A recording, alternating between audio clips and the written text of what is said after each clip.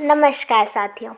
आज की इस वीडियो में हम बात करने वाले हैं अपनी जो दैनिक लाइफ है, यानी रोज़ की अपन जो ज़िंदगी जी रहे हैं उसमें अपन चीज़ों को देखकर कुछ समझते हैं, उसी पे अपने को ये एक्टिविटी करनी है। और इस एक्टिविटी का मज़ा ये है आपको कि आपको ये पहले से आएगी। हाँ, ये आप पहले से जानते हो। आप दुकान जाते हो, कहीं पे किसी मतलब स्टॉल लगता है, वहाँ पे कुछ चाय वाय सबका पैसा लिखा रहता है ना कि ये कितने रुपए की है। या फिर अपन एक कोई भी चीज़ खरीद के लाते हैं दुकान से तो उस पर कीमत लिखी रहती है।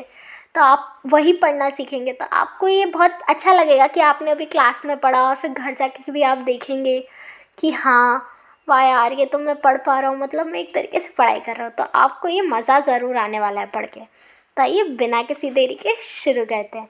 Look at the picture carefully and answer the questions given below. तो अपने को कहा है कि ये जो फ़ोटो दे रखी है इसे ध्यान से देखो और नीचे जो क्वेश्चन दिए हैं उनके आंसर बताओ। You don't need to answer the question as you don't know the English but doesn't matter it. आपको कुछ नहीं करना है, मैं जो पूछूंगी आपको उसका आंसर खुद देना है।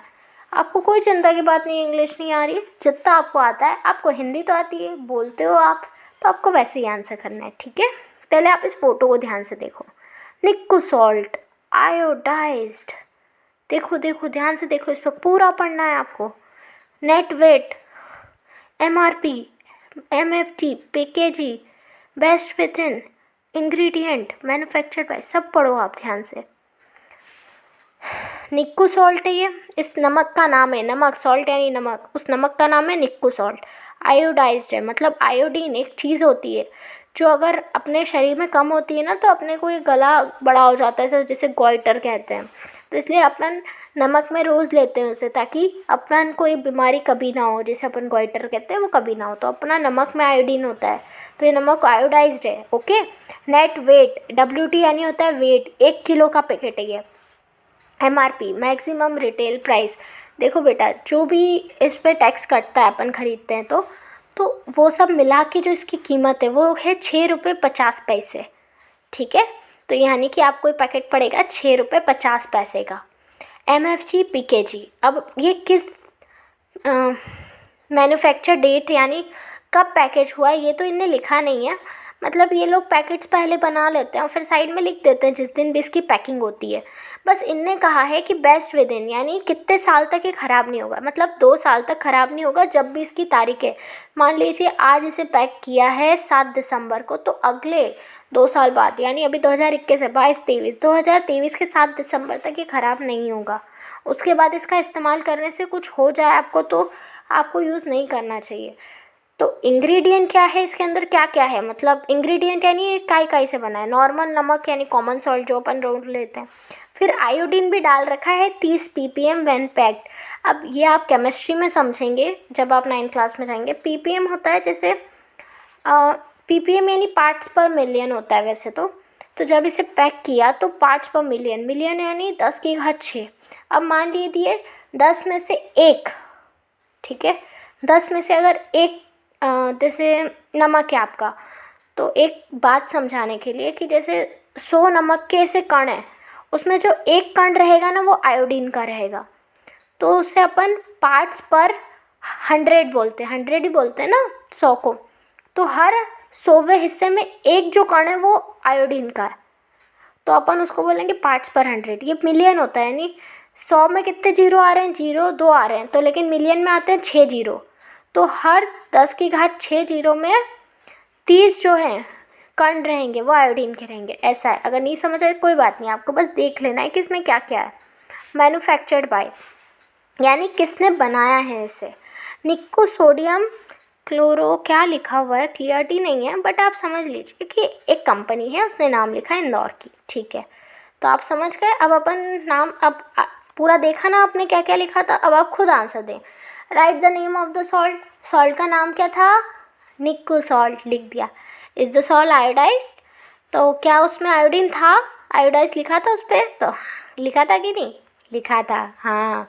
Underline the word given in the picture, यहाँ पे बताइए कहाँ पे आयोडाइज लिखा था उसे अंडरलाइन कीजिए। ये देखिए यहाँ पे अंडरलाइन कर देना आप ये, ठीक है, मैंने तो कर दिया था। What is the net weight of the salt, इस नमक का वज़न कितना है बताइए आप, मैंने बताया था कितने किलो का ये पैकेट, 1 किलो का है, मैंने लिख दिया 1 kilogram. What is the MRP given on the pack. इस पैकेट पे MRP यानी कितना पैसे का है, ये अपने को कितने रुपए का पड़ रहा है वो लिखना है। तो 6 रुपये 50 पैसे का था। What are the ingredients in the salt when packed. जब इसे पैक किया गया तो इसके अंदर क्या क्या था, तो यहाँ पे देखिए ये लिखा हुआ इंग्रेडिएंट में नमक था और उसमें आयोडीन भी था 30 ppm जब पैक किया। ठीक है, तो वो सब लिख दिया अपन ने। तो आपको आज मज़ा भी आएगा, आज आप खुद भी अपने घर में कुछ पैकेट्स हों उन्हें देख के एक्टिविटी करना, आपको इंटरेस्ट आएगा, मज़ा आने वाला है। तो देखिए अब अगली एक्टिविटी में इनने ना एक स्टॉल दिया है, जैसे आप भी कुछ खाने चाहते होंगे या फिर मान लीजिए कोई भी नॉर्मल चले गए आप, तो वहाँ पे लिखा रहता है ना कि कौन सी चीज़ कितने रुपए की है, तो फिर आप देखते हैं कि इनमें से क्या खाना है, फिर उतनी कीमत चुकाते हैं। तो बस वही है। तो ये है टी स्टॉल, देखो नीचे लिखा है गोलू का, Golu's tea stall, station road Bhopal. मतलब गोलू का इस टी स्टॉल पे लगा हुआ है चाट और स्टेशन रोड भोपाल पे यहाँ पे है ये। और भेलपूरी 20 रुपये, समोसा 10 रुपये, लस्सी 30 रुपये, खीर 30 रुपये, लड्डू 10 रुपये, पोहा 15 रुपये, जलेबी 25 रुपये, मैंगो जूस यानी आम का जूस 50 रुपये, मिल्क दूध 15 रुपये और चाय 10 रुपये। तो आपको समझ आ गया कि ये सब कीमत लिख रखी है उनने। ठीक है, चलो अब देखते हैं, क्वेश्चन करते हैं अपन। Write the name of the tea stall. क्या नाम था इसके टी स्टॉल का? गोलू टी स्टॉल था ना। कहाँ पे था अभी बताई थी जगह? Station road Bhopal. Which food item would you like to buy from the stall. अब देखो मुझे तो भेलपूरी और आम का जूस बड़ा पसंद है, तो मैंने तो वो लिख दिया। आपको जो चीज़ें पसंद है इनमें से आप वो लिखिएगा। How many food item are sold at the tea stall. तो इसमें कितनी चीज़ें बिक रही हैं वो गिनती गिन लो। देखो वैसे तो लिखी उनने आखिरी 10, मतलब 10 है यहाँ पे, तो आप ये लिख दिए 10। Right the name of all the food item in alphabetical order. अब आप अल्फ़ाबेटिकल ऑर्डर जान लो पहले क्या होते हैं। जैसे कोई भी चीज़ें दे रखी हैं, जैसे 4-5 चीज़ों के नाम दिए हैं, अल्फ़ाबेटिकल यानी ABCD के ऑर्डर में। पहले A वाले नाम आने चाहिए आगे, फिर B वाले, फिर C वाले, फिर D वाले। तो ऐसे जैसे डिक्शनरी में भी पहले A लिखे रहते हैं सारे A नाम के वर्ड, फिर B, तो इसे बोलते हैं अपन अल्फ़ाबेटिकल ऑर्डर।